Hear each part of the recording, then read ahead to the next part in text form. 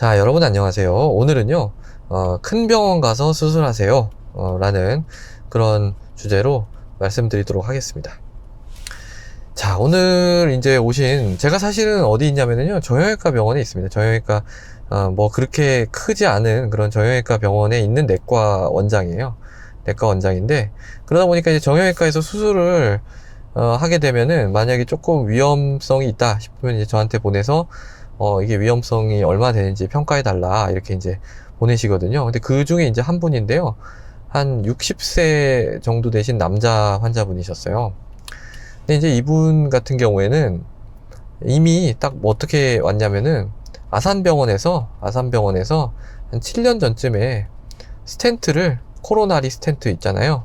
관상동맥에 스텐트를 4개를 삽입하셨다고 했습니다. 삽입하셨다고 했어요.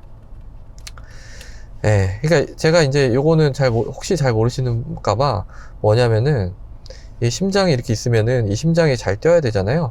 심장이 이렇게 근육이 잘 먹고 살아야 되니까 잘 뛰어야 되려면은 이게 심장 자체가 피를 잘 받아야 돼요.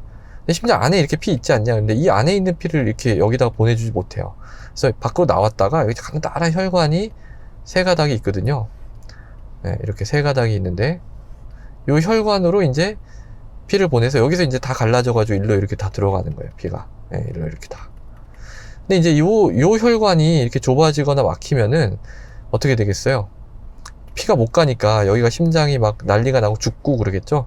그게 이제 협심증, 심근경색 그런 거예요. 네. 그래서 이제 이런 거 예방하려고 우리가 고혈압, 당뇨, 콜레스테롤 치료하고 살 빼라 그러고, 담배 줄이라 그러고 이제 이거 예방하려고 하는 거예요. 근데 이제 이분 같은 경우에는 어쨌든 이게 왔죠. 와가지고 스텐트를 했죠. 스텐트를 한 게 뭐냐면은 이제 여기다가 이렇게 철망을 이렇게 넣어가지고 옆으로 밀어 제끼고 철망을 넣어서 어쨌든 뚫리게 만들어 놨다는 거예요. 그러면은 이 스텐트를 넣었으니까 이게 오케이일까요, 그냥? 이분은 스텐트 넣었으니까 오케이. 그러면 여기서 그냥 수술합시다. 제가 이렇게 얘기를 했다가는 저는 의사 생명이 굉장히 짧아지고 아마 좀 큰일 날 수도 있겠죠. 예, 왜냐면 이게 스텐트 넣었다고 끝이 아니고요. 이 스텐트가 예를 들어 이렇게 혈관이 있는데 여기 좁아져가지고 여기다가 이렇게 스텐트를 넣었어요. 그럼 이게 영원히 이 스텐트가 잘 작동을 하는 게 아니에요. 여기가 이제 계속 이 스텐트 안에 이게 이물질이잖아요. 결국 스텐트랑 게 이물질이니까 이 안에 자꾸 뭐가 이렇게 때가 낍니다. 때가 이렇게 끼고 때가 이렇게 끼다 보면 어떻게 돼요? 점점 더 끼고 그러면은 혈소만 달라붙고 막 이게 다시 막힐 수도 있는 거예요. 이게 다시 막힐 수도 있고 또 여기서 이제 뭐가 떨어져 나가서 뭔가 색전을 만들어서 가느다란 또 그 아래에 있는 혈관들을 막거나 막 이럴 수도 있는 거예요. 그래서 이제 약을 드십니다. 약을. 예, 이것 때문에 이제 약을 드세요. 약. 예. 그 약 중에 대표적인 게 이제 아스피린, 그 다음에 이제 클로피도그렐 이렇게 도그렐 약을 드시는데 이분은 아마 7년이 지났으니까 아마 아스피린밖에 안 드시겠지 하고 봤더니 정말 아스피린밖에 안 드셨어요. 예. 그래서 약을 제가 딱 봤더니 이런 거 생기지 말라고 이제 아스피린 먹는 거거든요. 그래서 만약에 방송 보시는 분들 중에 이거 했는데 아스피린 잘 안 드신다, 이거 잘 먹으라고 했는데 잘 안 먹는다, 이거 꼭 잘 드셔야 됩니다. 저 이거 아스피린 안 먹다가 큰일 난 사람 좀 많이 봤어요.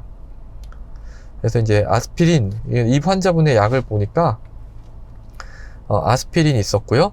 그 다음에 이제 뭐가 있냐면 라식스가 있는 거예요. 라식스가 있고 또 이제 알닥톤도 있는 거예요. 알닥톤. 예. 예. 그리고 이제 뭐 또 다른 뭐 크레스토도 있었고 딜라트렌드도 있고 그다음에 이제 뭐였더라? 아서틸인가? 이것도 있었고 이거는 이제 이해가 가요. 왜냐면 얘는 콜레스테롤 약이고 얘네들은 이제 심근경색 후에 심장 보호하는 약이거든요.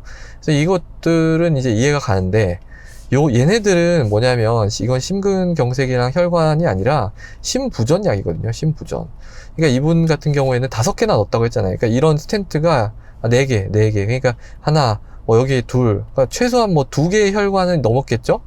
물론 하나 혈관에 4개를 삽입한 경우 굉장히 드물기 때문에 최소 2개 혈관에 문제가 있었기 때문에 심장 기능이 이미 떨어진 심부전이 있는 거예요. 여러분 심부전이 있으면은 폐 쪽에 물이 찹니다. 폐 부종이 잘 생겨요. 그래서 이제 숨이 차고 그러는데 그래서 몸 안에 물이 늘어난다는 거죠. 그래서 그 물을 소변으로 빼주는 약을 쓰는데 그 약이 이제 이런 약이에요. 라식스 알닥톤. 이게 이제 이뇨제라고 하죠. 이뇨제. 소변을 빼는 약. 그래서 요 약을 딱 보고 아 이분은 정말 이제 여기서 수술하면 안 되겠구나. 그렇게 해서 이분은 제가 아산병원 가서 수술하시라고 했습니다. 이거는 에코도 안 했어요. 그냥 초음파 검사도 안 했어요. 사실은. 그러니까 사실은 뭐 여기서 이제 하면은 이게 초음파 검사를 하잖아요. 저희가 병원에서 초음파 검사를 하면은 이게 이제 뭐 수익도 나고 좋습니다. 사실 수익도 나고 좋은데 딱 보기에 이분 약을 딱 보니까 아니 뭐 제가 만약에 초음파 검사를 해서 이 설사 신부전이 아니라고 한들 이 약 때문에 좋아진 그런 케이스잖아요. 그렇다고 해서 여기서 뭐 이걸 조절하면서 작은 병원에서 수술한다는 거는 좀 말도 안 되는 얘기여서 저 같은 경우에는 그냥 초음파도 안 하고 바로 그냥 어차피 아산 가면 다시 또 다 초음파 다시 할 텐데요.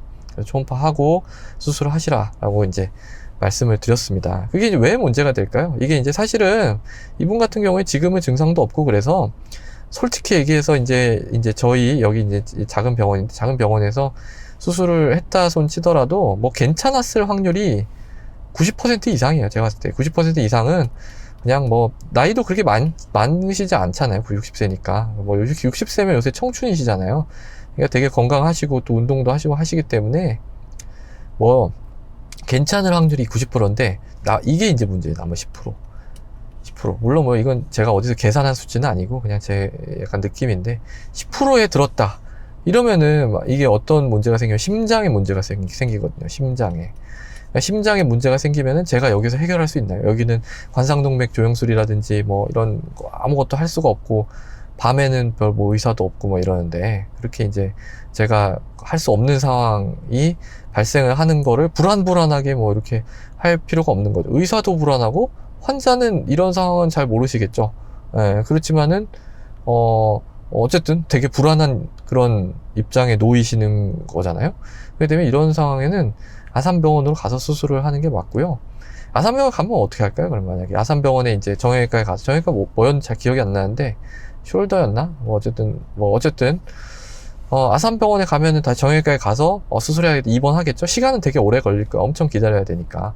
그래서 입원을 하면은 거기서 다 봅니다. 심장내과 다니니까 심장내과에서 다시 확인을 다 받고 1번 이 심장내과를 받고 그 다음에 이제 마취과를 또 봅니다. 이 마취를 전신 마취를 해야 되면은 마취과에서 이분이 마취를 할 때 뭔가 큰 위험이 있지는 않은지 이런 걸 하나하나 다시 다 평가를 하거든요. 그때 이제 만약에 부족한 게 있다 그러면 마취과에서 또 다시 빠꾸를 먹여요. 안 된다. 조금 더 안전하게 확인하고 하자. 이게 계속 딜레이 되는 겁니다. 계속 뒤로 연기가 되고 또 확인하고 이런 과정이 환자나 그런 보호자분께는 굉장히 아주 지루하고 고통스러워. 나는 빨리 수술하고 빨리 해결하고 싶은데 계속 막 의사가 뭐 나한테 무슨 억하심정이 있어 나를 괴롭히려고 이렇게 하는 게 아니고요. 안전하게 하려고 최대한 사람의 생명이 달린 문제잖아요. 그러니까 조금 늦더라도 안전하게 하려고 다 그런 건데 근데 제가 좀 답답한 부분이 너무 이게 커뮤니케이션이 너무 좀 잘 이게 빨리빨리 탁탁탁탁 해가지고 해버리면 좋겠는데 근데 그렇게 잘 안 됩니다. 근데 여러분들 미국 가보셨어요? 미국 가면 우리나라보다 더 느려요. 장난 아니에요. 거기는 와 정말 뭐 하나 답변 받으려고 그러면은 정말 너무 힘듭니다. 그나마 우리나라 되게 빠른 편입니다, 사실은. 그래서 마취과에서 요 프로블럼 리스트를 촉촉촉촉촉촉촉 해서 하나하나 다 막 수십 가지를 확인합니다. 확인을 하고 그러면은 시나리오를 짜요. 만약에 이분이 수술을 했는데 가슴이 아프다고 한다. 그러면 어떻게 해야 될 것인가. 그걸 시나리오까지 다 짜가지고 만약에 이런 일이 있으면 어떻게 해야 된다. 만약에 뭐 다른 폐부종의 호흡곤란이 있으면 엑스레이를 찍고 어떻게 한다. 그리고 이제 수술하려고 하면 야스피린 같은 약은 끊어야 되거든요. 만약에 클로피도그를 먹는다고 하면 끊어야 돼요.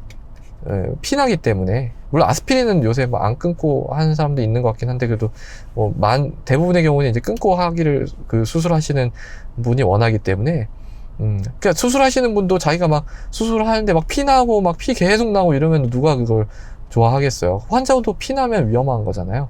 이 심장 스텐트는 좀 괜찮을지 몰라도. 그래서 어쨌든 이거 끊으면 어때요? 끊으면은 이게 아까 제가 때 이렇게 낀다고 했죠. 이런 게 다시 생겨서 큰일 날 수도 있는 거죠. 이분은 또 4개나 들어가 있는데. 그러니까 이걸 끊고 얼만큼 며칠 동안 끊느냐 그래서 끊고 나서 언제부터 다시 이걸 투여할 것이냐. 만약 이게 다시 투여할 수 없는 상황이라면 다른 대체약으로 뭐가 이런 것들을 하나하나 다 꼼꼼하게 이제 확인을 하고 나서 이 결론적으로 오케이 사인이 떨어지면 그때 이제 수술이 들어가는 거예요. 네. 그렇게 되는데 여기는 이제 저 있고 이제 정형외과 선생님 있고 마취과 선생님 혼자 계시는데 그런 거를 뭐 이렇게 할 말도 안 되는 거죠. 예. 그래서 이분 같은 경우에는 제가 그렇게 권고를 해드렸고요. 만약에 이제 이 방송을 보시는 환자분들 중에서도 이거랑 비슷하게 이제 놓인 상황에 있으신 분들이 있다면, 설사 의사가 뭐 그냥 뭐 여기서 진행합시다 이렇게 얘기를 하더라도 그 어떤 위험의 평가, 그러니까 사실 병은 본인이 더 잘 알 수가 있거든요, 의사보다도. 그래서 본인 병에 대한 위험 평가가 잘 이루어지고 있는지 이런 거를 한번 체크를 해보시면 좋은데, 이거는 뭐 의사한테 물어봐야 되겠죠? 그래서 만약에 이런 일이 생기면은 어떻게 되고, 그리고 불안하시면 조금 본인이 이제 큰 병이 있고 이렇게 이제 불안하시면은 그 병을 관리하는 병원이 종합병원이라면 종합병원에서 하시는 게 맞아요. 예. 근데 이제 이런 식으로 하다 보니까 우리나라가 어떻게 됐어요? 우리나라가 종합병원으로 환자분이 다 쏠리죠. 그리고 일반 작은 개인 의원이라든지 조그만한 병원급이라든지 이런 데는 환자가 별로 없거든요. 그러니까 종합병원 쏠림 현상이 다 일어나는 겁니다.